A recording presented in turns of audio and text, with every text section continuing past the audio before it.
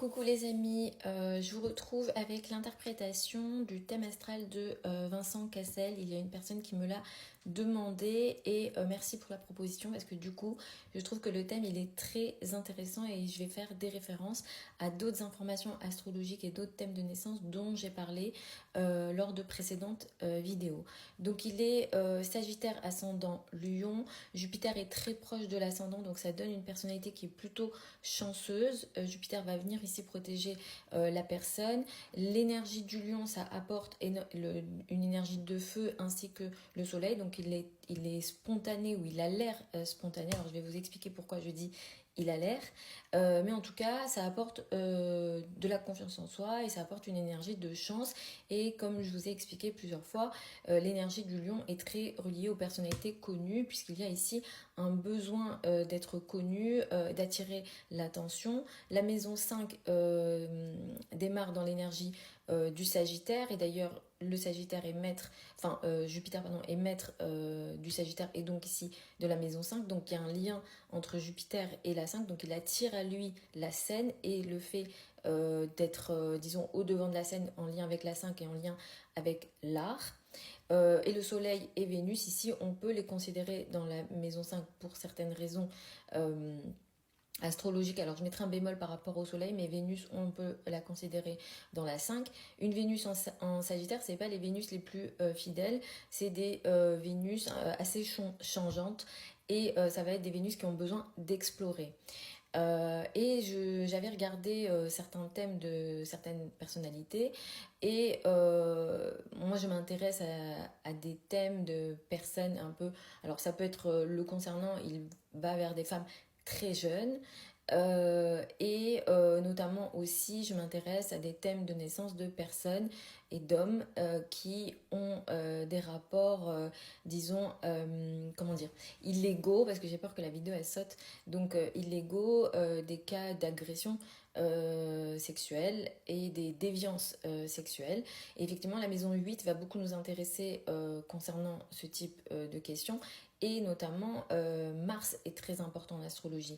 Quand on veut avoir des réponses en lien avec la sexualité, surtout dans les thèmes masculins, on va beaucoup s'intéresser à Mars. Et je vous avais indiqué que j'ai remarqué qu'on voit beaucoup un Mars en Sagittaire, pardon, un Mars en Vierge dans les thèmes de personnalité qui agressent des enfants ou qui agressent des femmes ou quand il y a un problème en lien avec une forme de sexualité un peu non acceptable socialement.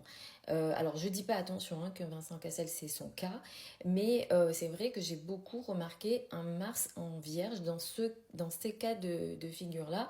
D'un point de vue astrologique, j'ai lu beaucoup de livres, j'ai fait beaucoup de formations, etc. Et je fais de l'astrologie depuis des années.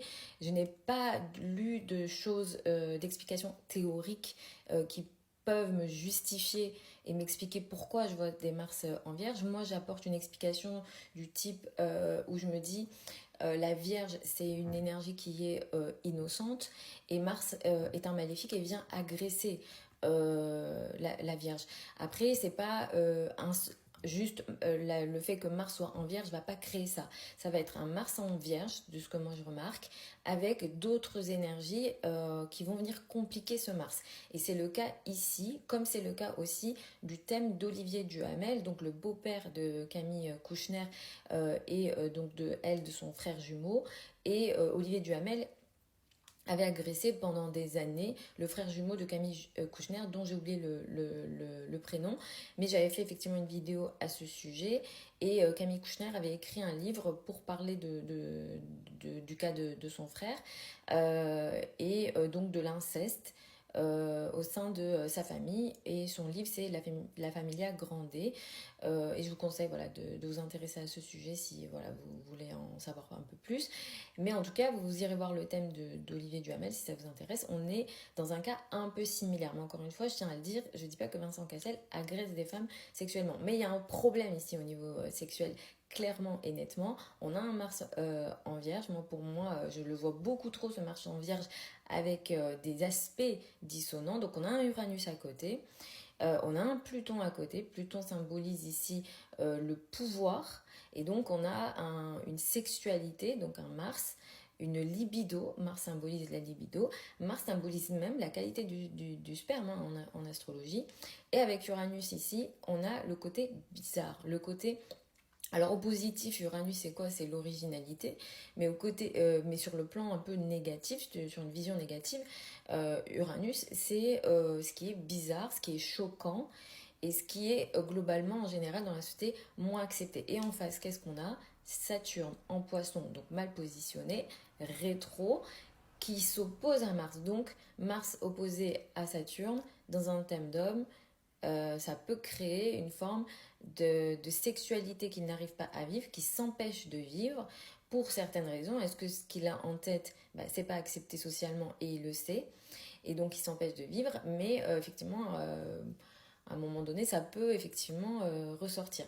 Et ce Saturne est dans la maison 8, on peut peut-être aussi le considérer dans la 9 vu l'entrée de la maison 9, mais si on considère Saturne en 8, voilà, il y a une sexualité qu'on ne vit pas, donc il y a une sexualité un peu refoulée.